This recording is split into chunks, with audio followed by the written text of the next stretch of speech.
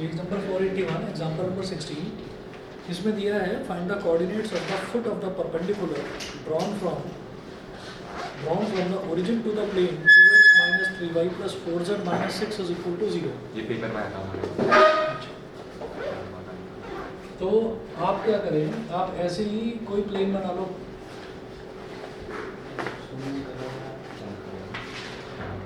आपने ये प्लेन बना लिया, ठीक है. अब ये जो प्लेन है, इस प्लेन की इक्वेशन दे रखी है मुझे. क्या दिया है? 2x minus 3y plus 4z 2x minus 3y plus 4z minus 6 is equal to 0. ठीक, ये दिया है. इक्वेशन दे रखी है प्लेन की. अब बोल रहे हैं find the coordinates of the foot of the perpendicular drawn from the origin to the plane. अब आप ये देखिएगा, अगर मैं परपेंडिकुलर की बात करता हूँ तो परपेंडिकुलर क्या है? परपेंडिकुलर तो एक स्ट्रेट लाइन है ना. तो ओरिजिन से आपने इस प्लेन पर एक परपेंडिकुलर ड्रॉप कर दिया, ठीक है. तो आपने यहाँ पर मान लीजिए ये ओरिजिन है O 0 0 0. आपने यहाँ से एक परपेंडिकुलर ड्रॉप कर दिया, ओरिजिन से इस पर एक परपेंडिकुलर आपने ड्रॉप करा. वो बोल रहे हैं कि आपको इस ये जो परपेंडिकुलर है इसके फुट के कोऑर्डिनेट्स बताने हैं. तो इसके फुट को मान लीजिए पॉइंट P, वो इस फॉर ओरिजिन P इसका फुट हो गया. फुट के कोऑर्डिनेट्स आपने मान लिए x1 y1 और z1. x1 y1 z1 ये आपने मान लिया. फिर मैं ये जानता हूँ कि ये जो प्लेन है, प्लेन की जो वेक्टर फॉर्म में जो इक्वेशन होती है उसमें हम क्या करते हैं, r vector dot n cap is equal to d ये निकालते हैं. तो एन कैप क्या होता है? उसमें unit normal vector to the plane. तो प्लेन पर यूनिट नॉर्मल वेक्टर, वो भी तो यूनिट नॉर्मल का मतलब क्या है? वो भी परपेंडिकुलर. तो आप ये कहेंगे कि भाई ये एन कैप हो गया, ये हमारा एन कैप हो गया. तो अब क्या करें? अब आप सबसे पहले एन कैप फाइंड आउट करिए. बल्कि एक काम करिए, मुझे तो x1 y1 z1 निकालना है ना. तो यहाँ पर नोट करिएगा, let the coordinates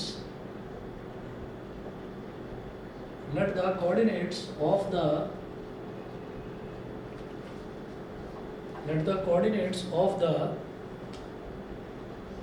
foot of the perpendicular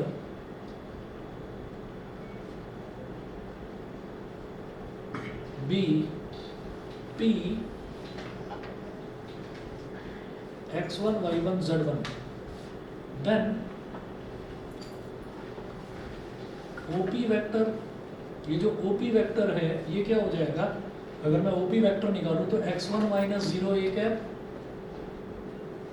x1 minus 0 i cap, y1 minus 0 j cap plus z1 minus 0 k cap. ये मेरी बात तो आपको समझ में आई गई होगी ना कि भाई O ओरिजिन है, ओरिजिन से इस प्लेन पर परपेंडिकुलर ड्रॉप करा जा रहा है. हमने क्या कहा कि ये जो पॉइंट P है x1 y1 z1 इसके कोऑर्डिनेट हो गए, ठीक है. तो मैंने ये कहा कि भाई अगर मैं OP वेक्टर निकालूं तो OP वेक्टर क्या हो जाएगा? x1 minus 0 y cap, y1 minus 0 j cap, z1 minus 0 k cap. हो गया. तो यहाँ से OP वेक्टर क्या आ जाएगा? x1 i cap plus y1 j cap plus z1 k cap. ये हो गया. इसके बाद given equation of the plane, given equation of the plane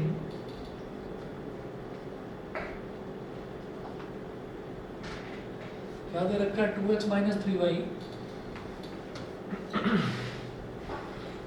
plus 4z minus 6 is equal to 0 है. 6 को उधर ले जाओ तो प्लस का 6 हो जाएगा उधर जाकर, ठीक. और ये करने के बाद फिर आप क्या करिए? आप इसको नॉर्मल फॉर्म में कन्वर्ट करिए. नॉर्मल फॉर्म में कन्वर्ट करना बेहद आसान. आप यहाँ पर ऐसे ही अपनी तरफ से लिख दो xi cap plus yj cap plus zk cap, ठीक है. डॉट ये जो x y z है इसकी जगह i j k कर देना. तो 2i cap minus 3j cap plus 4k cap. वही काम जैसा लास्ट टाइम करा था, इज इक्वल टू 6. तो यहाँ से अब मैं इसको क्या बोलूँगा? xi plus yj plus zk को r वेक्टर, ठीक है. तो ये बन गया r vector dot n cap, r vector dot n cap is equal to क्या हो गया 6। या एक काम करिए सुनिए, एन कैप नहीं कह सकते ना अभी इसको बोलिए r vector dot 2i minus 3j, a vector कह देते हैं ना, बल्ब बनाते हैं। Yes n vector 2i minus 3j plus 4k cap is equal to 6। अब प्रॉब्लम क्या है कि ये जो है ये मेरे पास एन वेक्टर है, ये एन कैप चाहिए होता है मेरे को, समझ गए कि नहीं? एन कैप मतलब मेरे को यूनिट नॉर्मल वेक्टर चाहिए होता है, तो इसको यूनिट नॉर्मल वेक्टर कैसे बनाऊंगा? यूनिट वेक्टर भाई, अच्छा ये यूनिट वेक्टर नहीं है, ये कैसे पता? हमने इसका स्क्वायर प्लस इसका स्क्वायर प्लस इसका स्क्वायर करा तो वो 1 के बराबर नहीं आया, अगर वो 1 के बराबर आ जाता तो यूनिट वेक्टर होता, ठीक? तो इसको यूनिट वेक्टर बनाना है, तो आप ये करें डिवाइड बोथ साइड्स बाई 29। यहाँ पर भी 29 ही है। हाँ सर, बहुत जगह है। 29 के पीछे ही पड़ गए। वही तो। Divide both sides by under root 2 का स्क्वायर प्लस माइनस 3 का स्क्वायर प्लस 4 का स्क्वायर, इससे डिवाइड करना है, इज इक्वल टू कितना हो गया 29 का रूट। तो r vector dot 2 upon under root 29 i cap minus 3 upon under root 29 j cap plus 4 upon under root 29 k cap is equal to बेटा 6 अपॉन अंडर रूट 29 हो गया, ठीक है? तो अब हम ये कहेंगे now compare it with, now compare it with r vector dot n cap is equal to d, we get n cap is equal to 2 upon under root 29 I cap minus 3 upon under root 29 j cap plus 4 upon under root 29 k cap, ये आ गया, ठीक? दोबारा से ये सोचते हैं कि हमारा टारगेट क्या है। हमारा टारगेट ये है कि हम तो x1 y1 z1 निकालना चाहते हैं। अब आप ये देखिए, एक ये वेक्टर आ गया मेरे पास OP वेक्टर और एक ये वेक्टर आ गया मेरे पास n कैप, और ये दोनों ही परपेंडिकुलर है, यानी कि आपस में दोनों पैरेलल हो गए, आपस में दोनों पैरेलल हो गए। तो हम ये कहेंगे कि since OP vector and n cap are parallel lines, दोनों की दोनों क्या है? पैरेलल लाइंस हैं, therefore their DRs must be proportional।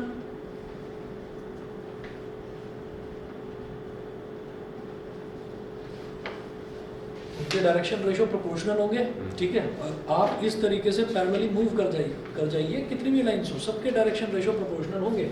तो भाई इसका डायरेक्शन रेशियो क्या है? x1 y1 और z1, और इसका क्या है 2 upon root 29 minus 3 upon root 29 और 4 upon root 29। तो प्रोपोर्शनल का मतलब क्या हुआ?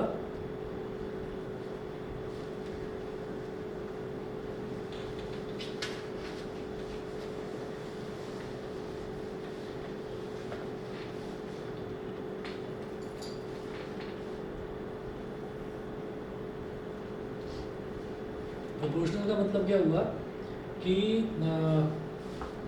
OP वेक्टर था हमारा x1 i कैप, तो यानी कि x1 upon 2 upon root 29 is equal to y1 upon minus 3 upon root 29 is equal to z1 upon 4 upon root 29। Proportional है तो किसी एक टर्म के बराबर मान लिया, k के बराबर मान लिया। यहाँ से क्या होगा? It implies that x1 upon 2 upon root 29 is equal to k, ये रख सकते हैं। तो x1 क्या हो जाएगा बेटा बताओ? 2k अपॉन रूट 29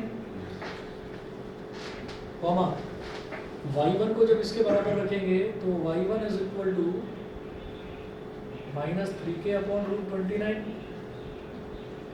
इसी तरह से बेटा z1 क्या हो जाएगा? 4k upon root 29। तो x1 y1 और z1 हमारे पास आ गया, ठीक है?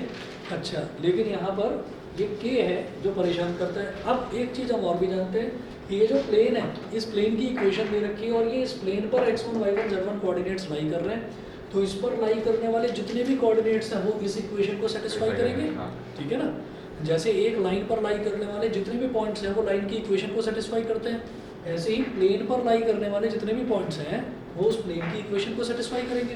तो हम ये कहेंगे कि since x1 y1 z1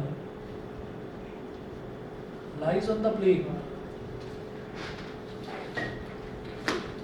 so these points sir direction cosines होते हैं वो एल एम एन सबका स्क्वायर 1 होता है ना, मतलब प्लस कर देंगे l square plus m square plus n square is equal to 1 होता है। ठीक है, since x1 y1 z1 lies on the plane, so these points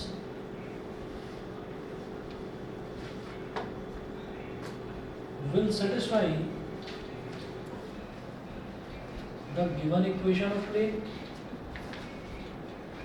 plane की जो इक्वेशन हमें दे रखी है उसको सेटिस्फाई भी करेंगे।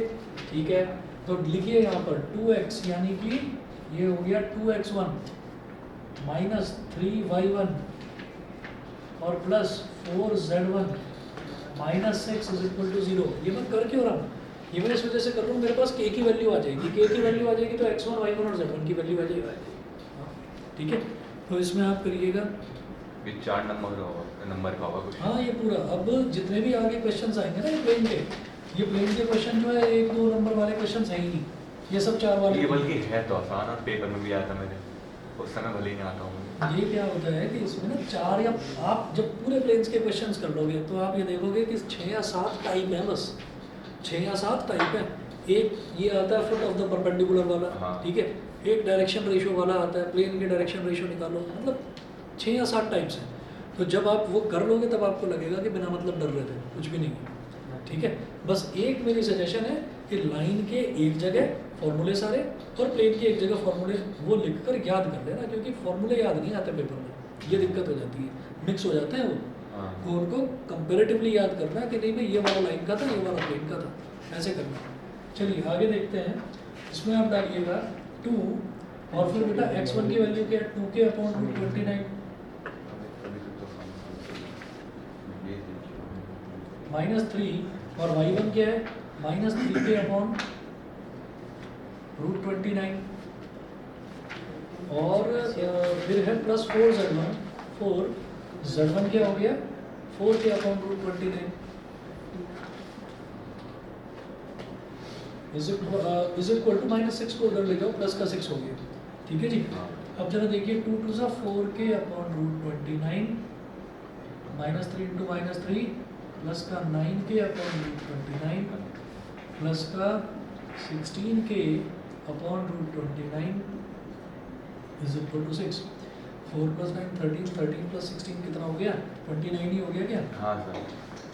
29k/√29 इज इक्वल टू 6, ले जाइए उधर, k इज इक्वल टू 6√29/29, तो इससे ये कैंसिल आउट हो जाएगा और नीचे आ जाएगा √29। k की वैल्यू क्या आ गई 6/√29।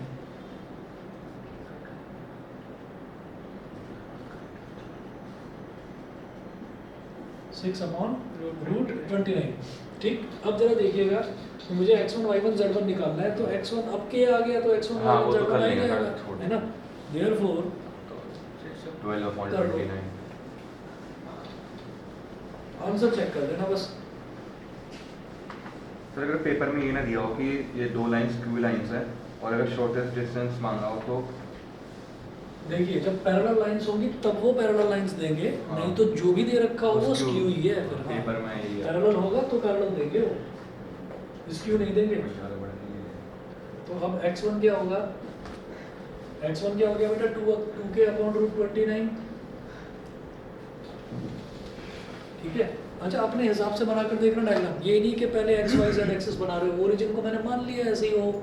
ठीक है, तो हमने बना दिया ऐसे 0 0 0 के नीचे को कहीं लाई करता है अपनी 2k/√29, मतलब 2 × k की वैल्यू क्या थी 6/√29।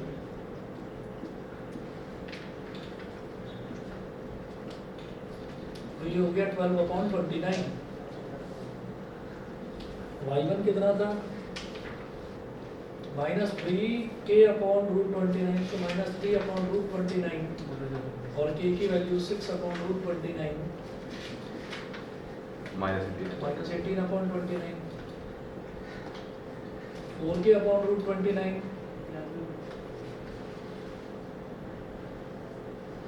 4 अपॉन रूट 29 और k कितना हो गया यहाँ पर 6 upon root 29,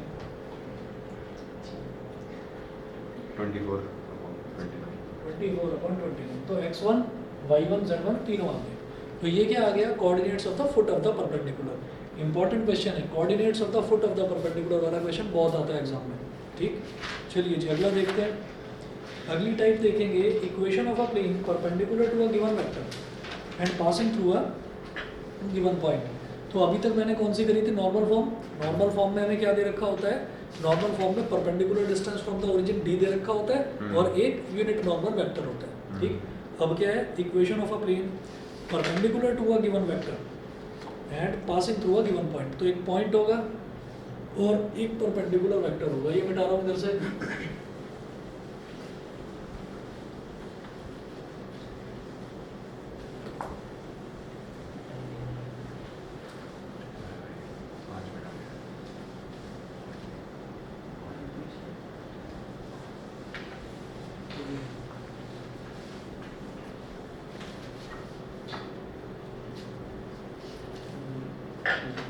Equation of a plane perpendicular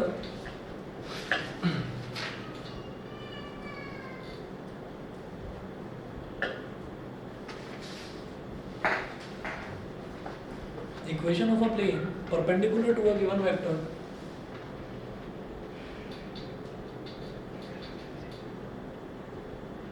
बेटा ऑनलाइन वालों को क्लियर है ये वाला क्वेश्चन जो अभी करा था, बता दीजिए। Yes sir. ठीक है, अर्श, आर्यन, अस्मी, एकांश, श्रुति सभी को क्लियर है? Yes sir. ठीक है, equation of a plane perpendicular to a given vector perpendicular to a given vector and passing through a given point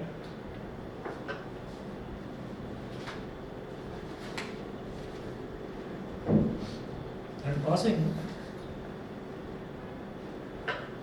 through a given point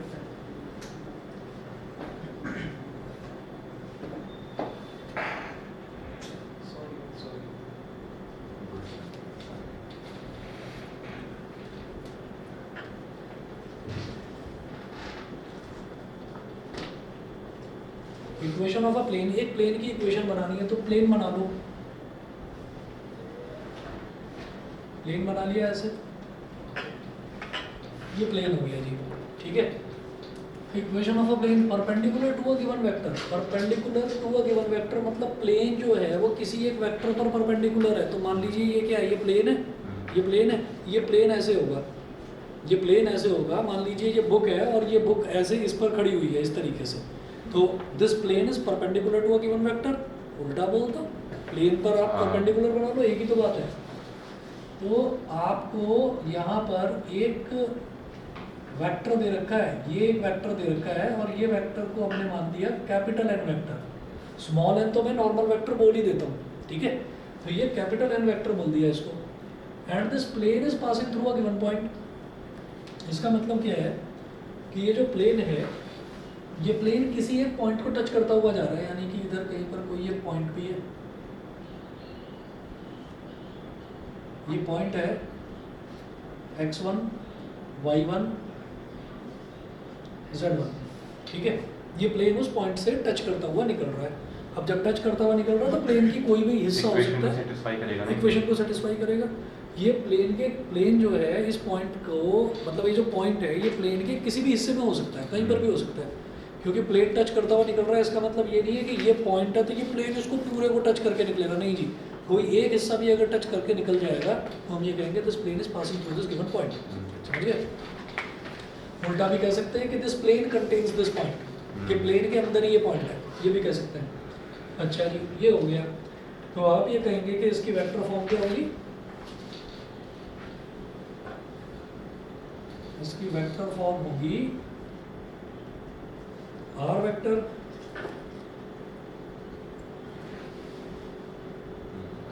minus a vector,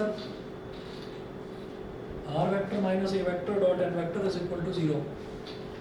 ठीक है, यहाँ पर एन वेक्टर तो ये है जो normal vector equation of a plane perpendicular to a given vector. तो एक वेक्टर जो इस प्लेन पर परपेंडिकुलर होगा, जो मेरे को दे रखा होगा, उसकी इक्वेशन वो तो हो गया एन वेक्टर। उसका जो वेक्टर फॉर्म में जो उसका वेक्टर दे रखा होगा मेरे को, वो तो हो गया n vector, capital N vector, ठीक है।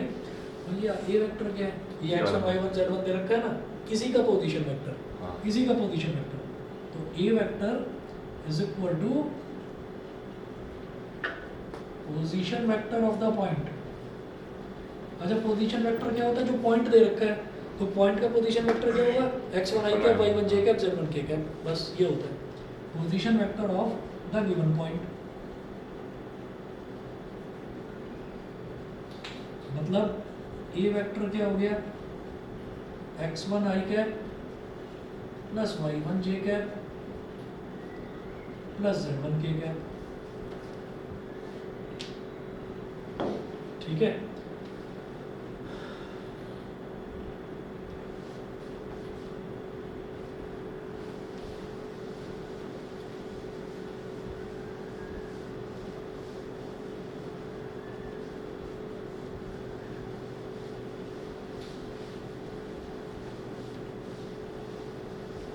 अब जो कैपिटल एन वेक्टर है वो भी तो एक वेक्टर है।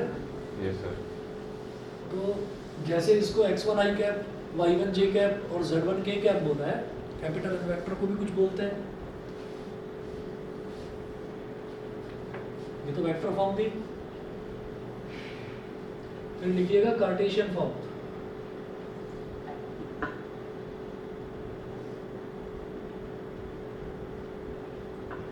कार्टेशियन फॉर्म क्या है, कार्टेशियन फॉर्म है इसकी a into x minus x1, capital A into x minus x1 plus capital B into y minus y1, क्या minus 1, capital B into y minus y1 plus capital C into z minus z1।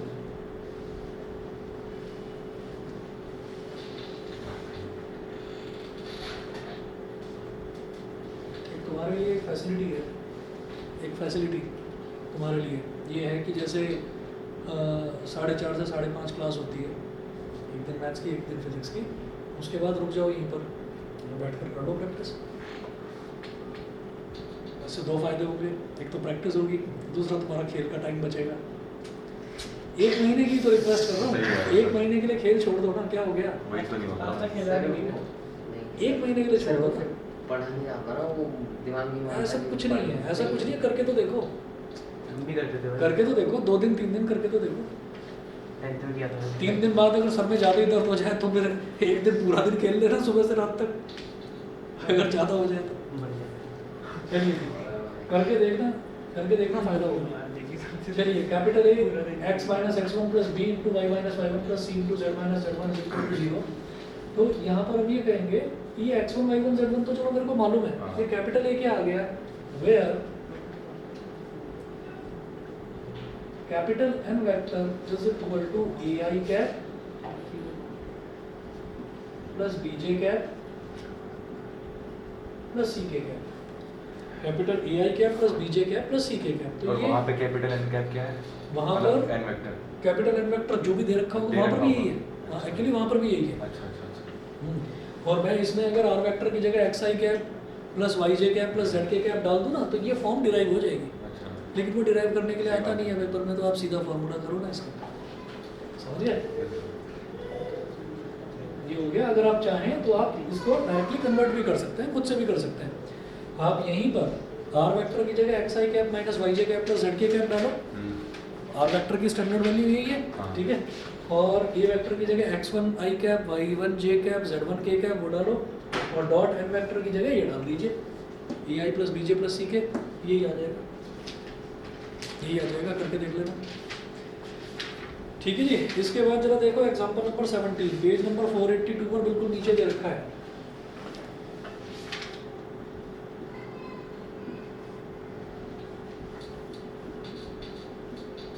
Example number 17, इसमें पूछा find the vector and Cartesian equations of the plane which passes through the point 5 to -4 and perpendicular to the line with direction ratios perpendicular to the line with direction ratios 2 3 -1, तो perpendicular to the line, वो plane इस पर perpendicular है एक line पर, तो वो क्या दे दिया इन्होंने, एन वेक्टर दे दिया। हाँ तो गिवन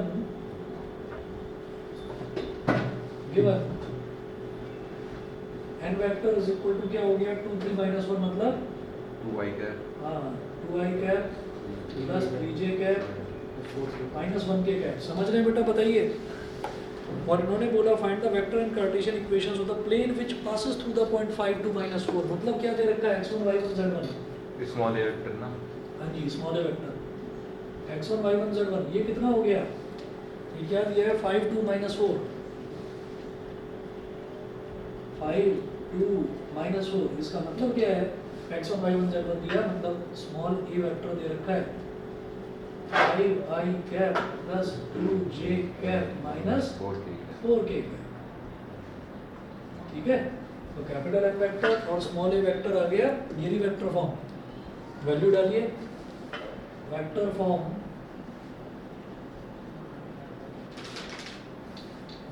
क्या होगी, r vector minus a vector. तो जब वेक्टर फॉर्म की बात हो रही है तो बेटा आर वेक्टर को तो छेड़ना नहीं है, जैसा है वैसे ही रहने दो। R vector minus a vector कितना है,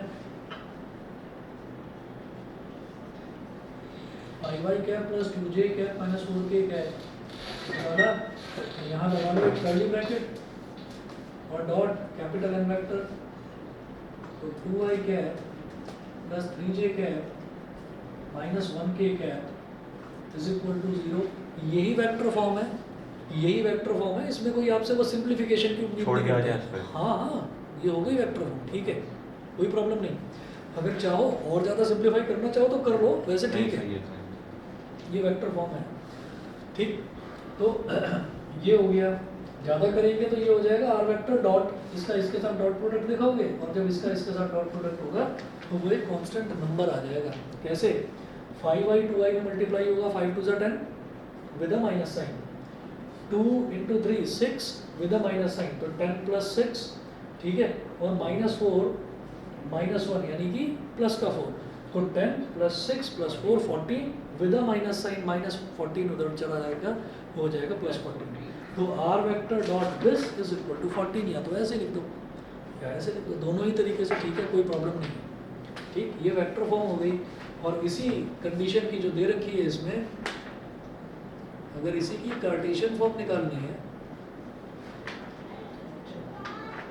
इसी की कार्टेशियन फॉर्म निकालनी है, तो बेटा देखो ए बी और सी मुझे पता है, 2 3 और -1 ABC है, ठीक है। तो कार्टेशियन फॉर्म क्या होगी, a × x - x1 plus b × y - y1 plus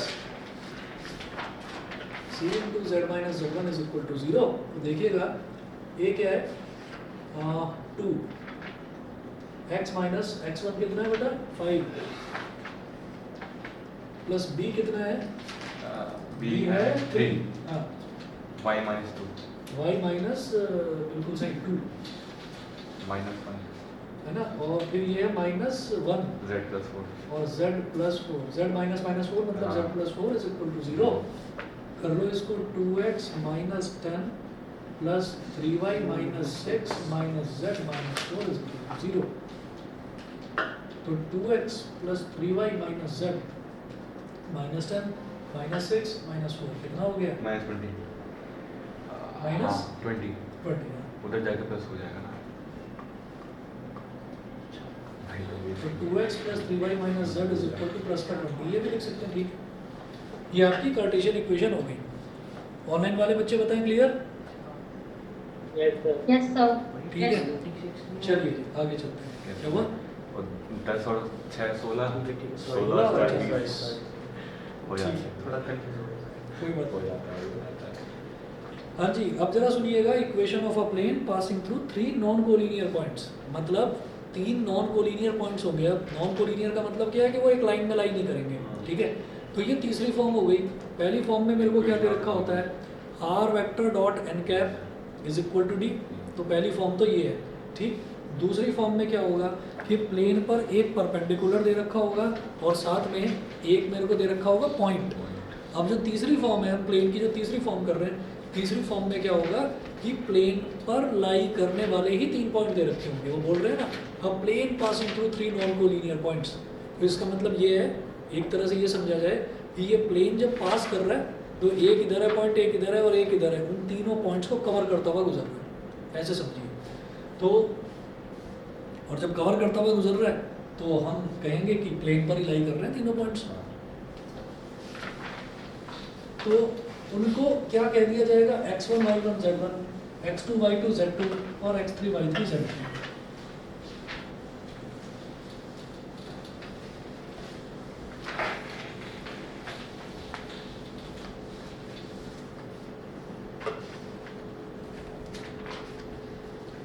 equation of a plane passing through 3 non collinear points. Non collinear का मतलब बस ये समझ लेना कि एक लाइन में ना हो वो पॉइंट, बाकी कहीं भी हो, टेढ़े मेढ़े होने चाहिए।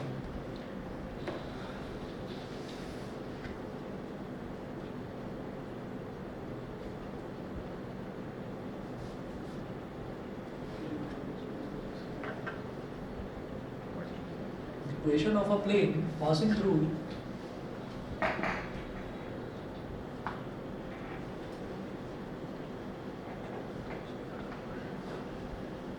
three non-collinear points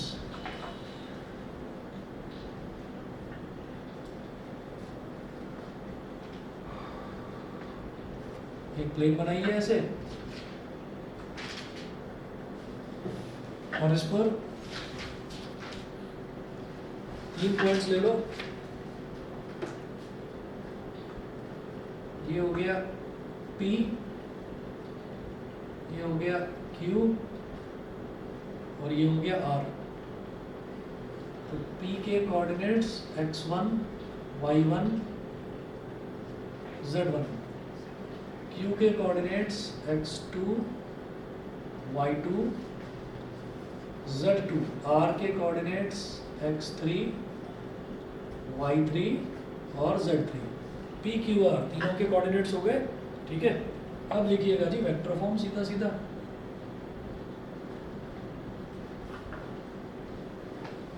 vector form क्या होती है, r vector minus a vector,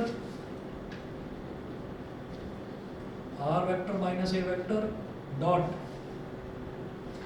b vector, बड़ा ब्रैकेट लगाइए, b vector minus a vector cross c vector minus a vector, c vector minus a vector is equal to 0। याद रखने का तरीका क्या है कि किसी एक वेक्टर को फिक्स कर दिया, भाई 3 दे रखे हैं, और जब a vector b vector c vector है तो आपको समझ में आ गया होगा कि a वेक्टर कैसे बना, x1 y1 z1 है, इसका पोजीशन वेक्टर a वेक्टर है, x1 i cap plus y1 j cap plus z1 k cap. b vector कैसे बना, जो दूसरा पॉइंट दे रखा है, c वेक्टर कैसे बना, जो तीसरा पॉइंट दे रखा है उसका। तो आपको क्या करना है, a वेक्टर के पीछे पड़ जाओ, बेचारे को दबा दो चारों तरफ से।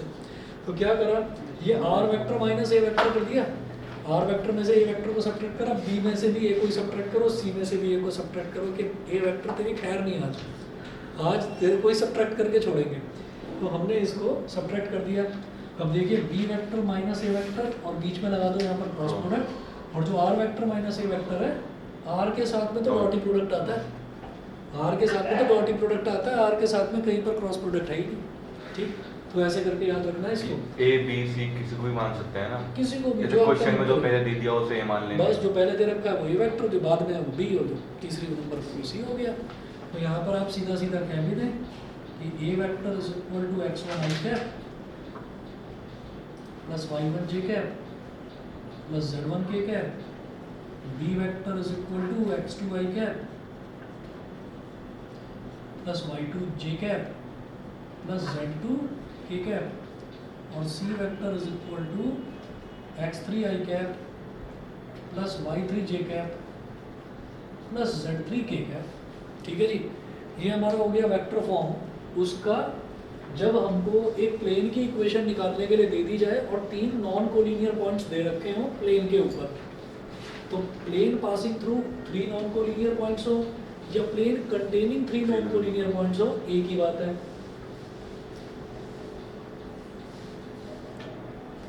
अब कार्टेशियन फॉर्म, कार्टेशियन फॉर्म में भी वही है कि भाई ए के पीछे पड़ जाओ, बस ए को नहीं छोड़ना। तो कैसे करेंगे? कार्टेशियन फॉर्म में जो इसकी इक्वेशन बनती है वो डिटर्मिनेंट से फाइंड आउट करी जाती है। डिटर्मिनेंट से कैसे? डिटर्मिनेंट बनाइए, पहली रो में लिखो x minus x1, y minus y1, z minus z1, ठीक है। दूसरी रो में क्या लिखेंगे? x2 minus x1, y2 minus y1, z2 minus z1। तीसरी में क्या लिखेंगे? x3 minus x1, y3 minus y1,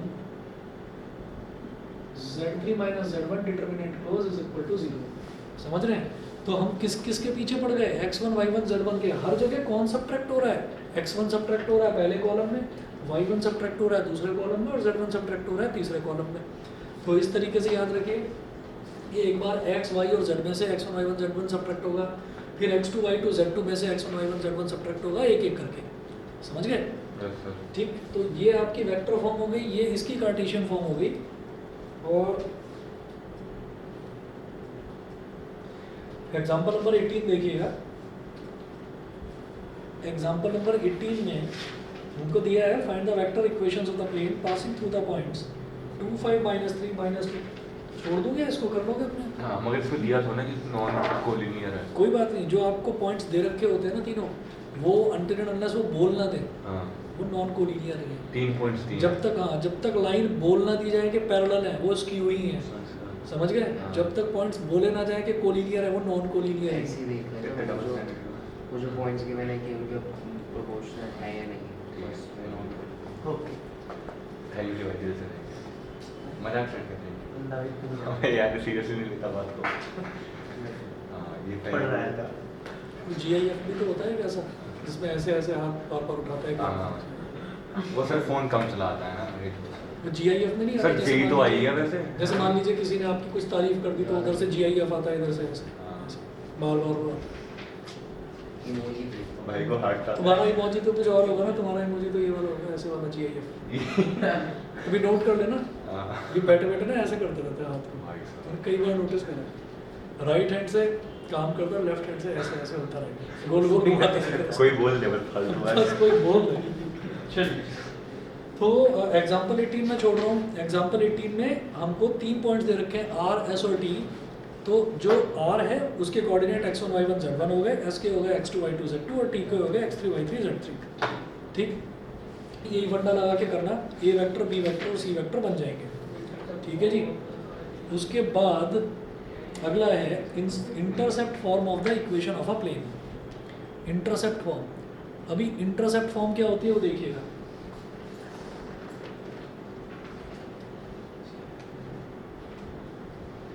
sir इसके बाद और कोई क्लास भी होगी, कोई और बैच आएगा?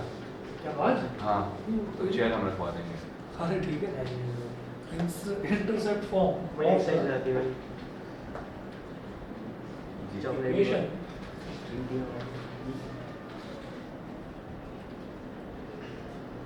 Intercept form of the equation of the plane. Plane की इक्वेशन की इंटरसेप्ट फॉर्म क्या हो सकती है वो देखिएगा।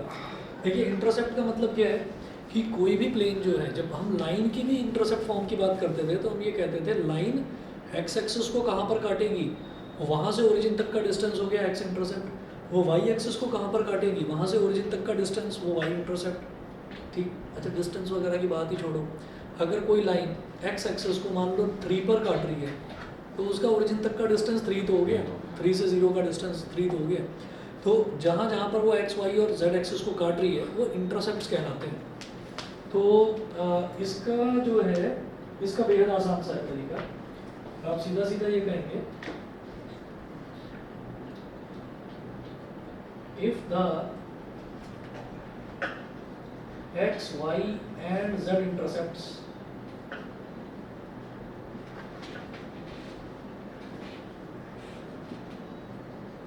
cut by the plane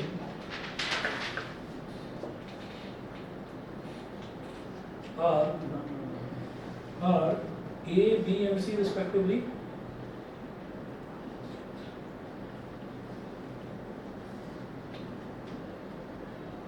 are A, B and C respectively, then equation of the plane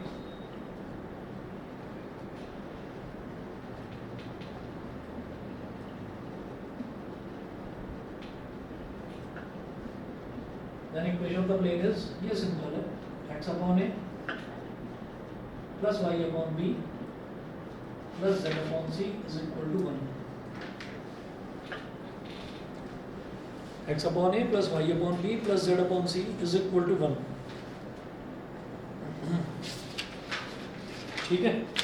उसके बाद मतलब ये जो है ना, ये वाला क्वेश्चन आने के चांसेस बहुत कम रहते हैं क्योंकि बेहद आसान होता है। अगर इंटरसेप्ट फॉर्म है ना, तो इंटरसेप्ट फॉर्म को एक तो हम डायग्रामेटिकली बनाकर थोड़ा सा मुश्किल रहता है हमारे लिए बना पाना, कि हम ऐसा एक प्लेन दिखाएं जो एक्स एक्सिस को भी काटे, वाई एक्सिस को भी काटे और जेड एक्सिस को भी काटे, तो वो दिखा पाना थोड़ा मुश्किल हो जाता है। तो प्लेन एक्स एक्सिस को जहाँ काट रहा है, किस पॉइंट पर काट रहा है, वो पॉइंट ए हो गया। वाई एक्सिस को जहाँ काट रहा है वो बी हो गया, जेड एक्सिस को जहाँ काट रहा है वो सी हो गया। तो x upon a plus y upon b plus z upon c is equal to 1। तो ये कार्टेशियन फॉर्म ही है इसकी वेक्टर फॉर्म हम कार्टेशियन से वेक्टर में कन्वर्ट करके निकाल सकते हैं, हालांकि ये पूछा नहीं जाता। उसके बाद जो अगला है ना, इंटरसेक्शन ऑफ टू प्लेन्स, ये कल करवाता हूँ। टोटल ये अभी और कितने हैं? एक और है बस। बस 6 ही हुए, कितने हुए? 4-5 ही हैं बस ये। हाँ हाँ। इसके बाद है equation plane passing through the intersection of two given planes. Chapter खत्म। फिर है आपका कोप्लानरिटी ऑफ टू लाइंस है। वो नहीं। एंगल कोप्लानरिटी नहीं है, नहीं। Angle between two line, angle between two planes भी नहीं है ना। तो फिर तो कुछ इसमें बचेगा नहीं। Angle between a line and a plane भी नहीं है। हेलो, चलो मैं चेक करके बताता हूँ, ट्यूशन में मिलो। मैं चेक करके बताता हूँ, अगर होगा तो मैं कल करवाऊंगा, नहीं तो ठीक है। कोप्लानरिटी नहीं है। बेटा मैं चेक करके बताता हूँ, मैं चेक कर लूँगा, कल बताता हूँ इस चीज़ को ना। अभी तक आज के लिए बस इतना करिए और उसके बाद जो है बाकी कल देखते हैं शाम को, ठीक है। कोप्लानरिटी नहीं सब वो रहता क्या चीज़? नहीं है, नहीं है। अच्छा ओके, ये नहीं है पक्का। हाँ, नहीं है। ये मना कर रहे हैं तो कि इसके सर ने मना करा है कि नहीं है? आशीष है। हाँ आशीष सर वही चचपा लगाते हैं ना। नहीं, इनके स्कूल वाले होंगे ना। मैं तो ऐसे बोल